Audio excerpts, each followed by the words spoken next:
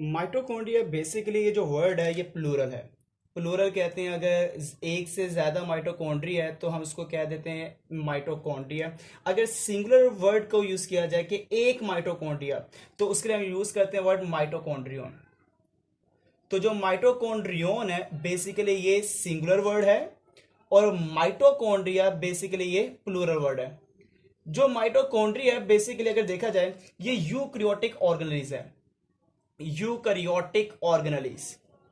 तो eukaryotic organelles basically इसको इसलिए कहा जाता है क्योंकि ये देखा जाए they are double membrane bounded organelles. मतलब कि they are double membrane bounded organelles. अगर डबल मेम्ब्रेन किसी के पास मौजूद है तो ऐसा ऑर्गेनेलिज जो डबल मेम्ब्रेन रखता है हम उसको नाम देते हैं डबल मेम्ब्रेन ऑर्गेनेलिज। वो एक माइटोकॉन्ड्रिया भी है।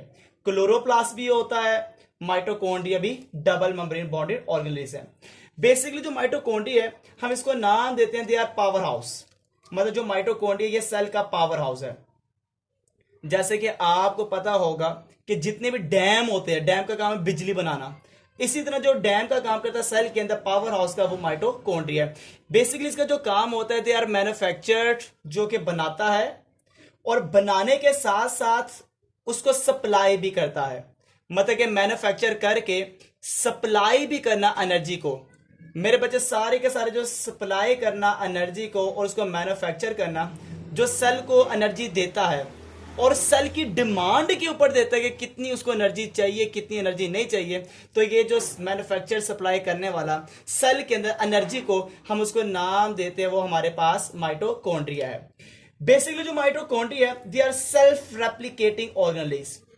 मतलब कि अगर देखा जाए जो खुद ब खुद अपने आप को रेप्लिकेट कर सकता है, अपनी तादाद को ज्यादा कर सकता है, अपनी खुद की चीजें खुद बना सकता है, वो माइटोकॉन्ड्रिया है।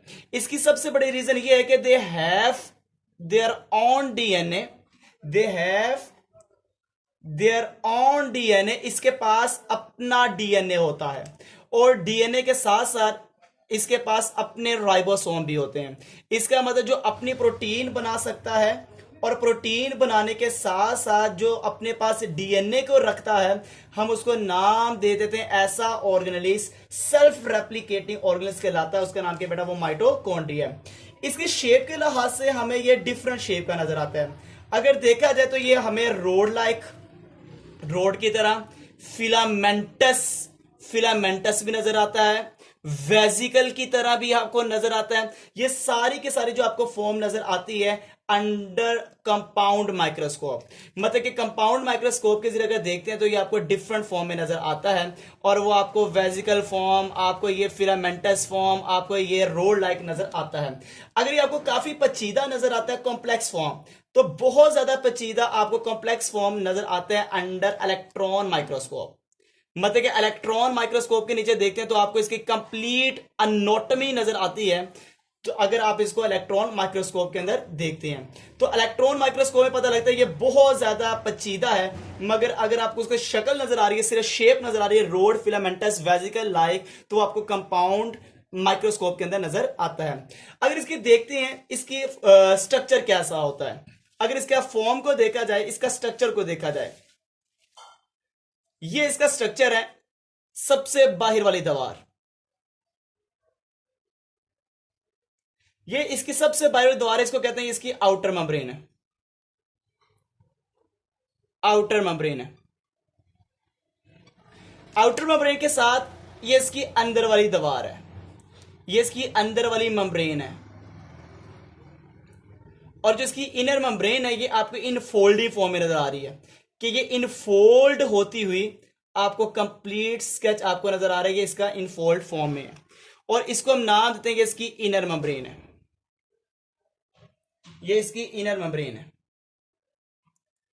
अगर देखा जाए हर इनर मेम्ब्रेन के अंदर, ये पूरी मेम्ब्रेन इनर मेम्ब्रेन के अंदर ये आपको इनफोल्ड फॉर्म में नजर आ रही है। इनफोल्ड फॉर्म में जो एक इनफोल्ड होता है, इस एक इनफोल्ड को नाम देते हैं क्रिस्टी। इस एक इनफोल्ड को नाम दे देते हैं, ये जो एक इनफोल्ड है इसका नाम है ये क्रिस्टी है। ये जो अंदर खाली जगह है ये इनर स्पेस, इस इनर स्पेस का नाम है मैट्रिक्स। इस इनर स्पेस को नाम देते हैं ये है मैट्रिक्स। इसी खाली जगह के अंदर आपको छोटे छोटे दाने नजर आते हैं, छोटे छोटे टीनी ग्रैन्यूल्स नजर आते हैं, और ये जो टाइनी ग्रैन्यूल्स हैं इनको हम कहते हैं राइबोसोम्स। ये आपको नजर आ रहे हैं राइबोसोम्स, ये राइबोसोम्स हैं।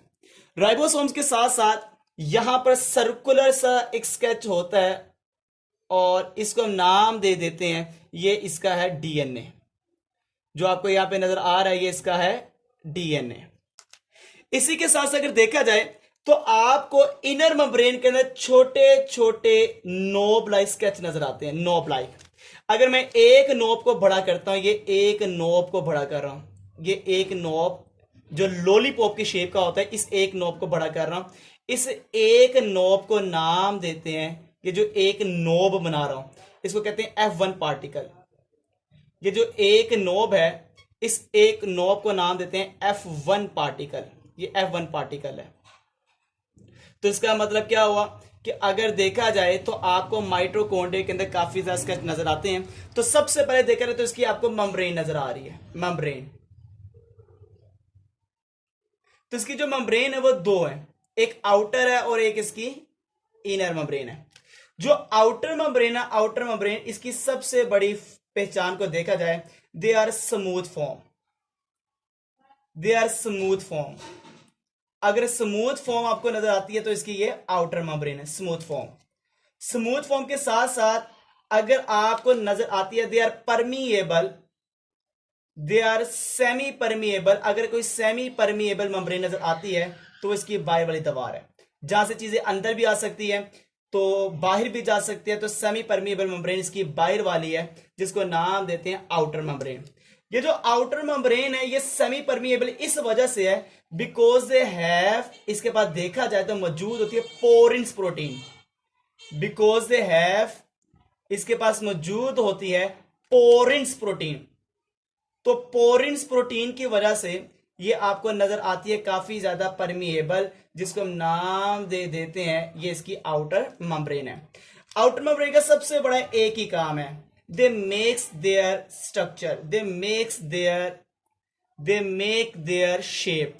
अगर इसकी शेप को बनाना है तो शेप को बनाने वाली इसकी बाहर वाली दीवार है, जिसको कहते हैं आउटर मेम्ब्रेन। इसके बाद आ जाती है इसकी इनर मेम्ब्रेन। इनर मेम्ब्रेन, तो इनर मेम्ब्रेन की सबसे बड़ी पहचान को देखा जाए, they are in folding form. तो जो आपको नजर आती है इन फोल्डेड फॉर्म के अंदर, तो वो आपके पास एक ही मेम्ब्रेन है, उसका नाम है इनर मेम्ब्रेन।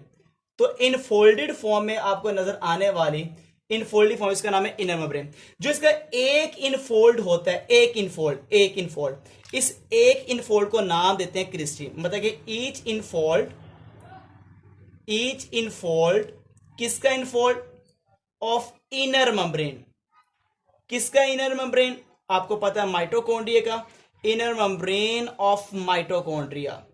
तो हम उसको नाम देते हैं कि एक जो इसका इनर इनफोल्ड है उसका हम नाम देते हैं, दे आर कॉल्ड क्रिस्टी।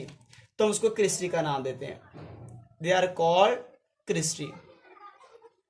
तो क्रिस्टी के साथ साथ इसके साथ काफी ज्यादा स्केच नजर आते हैं नोब लाइक, और इस नोब लाइक स्केच को नाम देते हैं, they are called F1 particle. मतलब कि अगर देखा जाए जो इसके क्रिस्टी है, cristae have knob like sketch, cristae has knob like structure. तो जो इसके पास नोब लाइक स्ट्रक्चर होते हैं, नोब लाइक स्ट्रक्चर जो आपको नजर आते हैं, they are called F1 particle, they are called F1 particle. तो F1 पार्टिकल अगर देखा जाए तो इसका F1 पार्टिकल इसकी क्रिस्टी के साथ नजर आता है, जो आपको ऊपर नजर पे आ रहा है। देखो भाई, जो अगर देखा जाए रोल के लिहाज से, तो जो क्रिस्टी है, क्रिस्टी जो इनफोल्ड है, इनफोल्ड एक दो काफी ज्यादा मैंने बनाए, इसका रोल क्या है? बड़ा इसका एक ही रोल है, इंक्रीज देयर सरफेस एरिया। अगर इसका सरफेस एरिया ज्यादा करना है तो सरफेस एरिया माइटोकॉन्ड्रिया के अंदर से जिसने ज्यादा किया है वो है क्रिस्टी। अगर F1 पार्टिकल को देखा जाए, इसका रोल क्या है? इसका रोल एक ही है, कैरियर ऑफ इलेक्ट्रॉन। तो जो इलेक्ट्रॉन को कैरी करेगा, कैरियर ऑफ इलेक्ट्रॉन, तो हम उसको नाम देते हैं इलेक्ट्रॉन को कैरी करने वाला। बेटा वो आपके पास कौन है? F1 पार्टिकल कहलाता है। इसी के साथ साथ जो इसके अंदर वाली स्पेस है, खाली जगह, इस खाली जगह को नाम देते हैं मैट्रिक्स। मतलब कि जो इसके अंदर खाली जगह है उसको नाम देते हैं, दे आर कॉल्ड मैट्रिक्स। तो मैट्रिक्स मेरे बच्चे, इसका सबसे बड़ा देखा जाए, the inner space of mitochondria, the inner space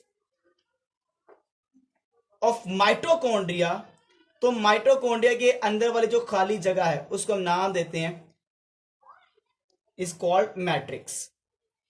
तो मैट्रिक्स की सबसे बड़ी पहचान, इसके अंदर वाली जो खाली जगह है हम उसको नाम दे देते हैं, दे आर कॉल्ड मैट्रिक्स, उसको मैट्रिक्स का नाम दे देते हैं। तो बेसिकली माइटोकॉन्ड्रिया करता क्या है, इसके अंदर होता क्या है, इसका फंक्शन क्या है। तो माइटोकॉन्ड्रिया का क्या फंक्शन है वो मैं आपको बता देता हूं कि इसका क्या काम होता है, यहाँ पे क्या कौन कौन से रिएक्शन चल रहे हैं। माइटोकॉन्ड्रिया बेसिकली सेल के लिए क्यों इतना जरूरी है, ये सारा का सारा इसके अंदर ही मैं बता देता हूं कि माइटोकॉन्ड्रिया का क्या फंक्शन होता है। तो माइटोकॉन्ड्रिया का सबसे बड़ा फंक्शन देखा जाए तो ये साइट ऑफ क्रब साइकिल है, साइट ऑफ क्रब साइकिल। अगर क्रब साइकिल चलता है वो माइटोकॉन्ड्रिया के अंदर चलता है। फैटी एसिड ऑक्सीडेशन, अगर फैटी एसिड की ऑक्सीडेशन होती है वो भी माइटोकॉन्ड्रिया के अंदर होती है, और जिस जगह पर होती है उसका नाम है मैट्रिक्स। तो जो माइटोकॉन्ड्रिया का मैट्रिक्स है उस जगह पर इसका क्रब साइकिल भी चल रहा है, उसी के अंदर इसका फैटी एसिड ऑक्सीडेशन भी होती है, जो कि बायोएनर्जेटिक्स में हम डिटेल में पढ़ेंगे। इसी के साथ साथ देखा जाए mitochondria site of electron transport chain है, मतलब site of electron transport chain है। जो इलेक्ट्रॉन ट्रांसपोर्ट चेन है वो भी इसी के अंदर चलती है, मगर वो कहां पर चलती है बेटा, वो चलती है इनर मेम्ब्रेन ऑफ माइटोकॉन्ड्रिया। तो इनर मेम्ब्रेन के अंदर चलने वाला एक रिएक्शन जो इलेक्ट्रॉन ट्रांसपोर्ट चेन है वो भी आपको माइटोकॉन्ड्रिया में नजर आता है। माइटोकॉन्ड्रिया का सबसे बड़ा रोल आपको पता है, फॉर्मेशन ऑफ एटीपी। जो इसके अंदर एटीपी बनाने का प्रोसेस है सेल के अंदर, तो वो फॉर्मेशन ऑफ एटीपी करने वाला आपको नजर आता है वो माइटोकॉन्ड्रिया है। तो ये कंप्लीट लेक्चर था माइटोकॉन्ड्रिया के ऊपर।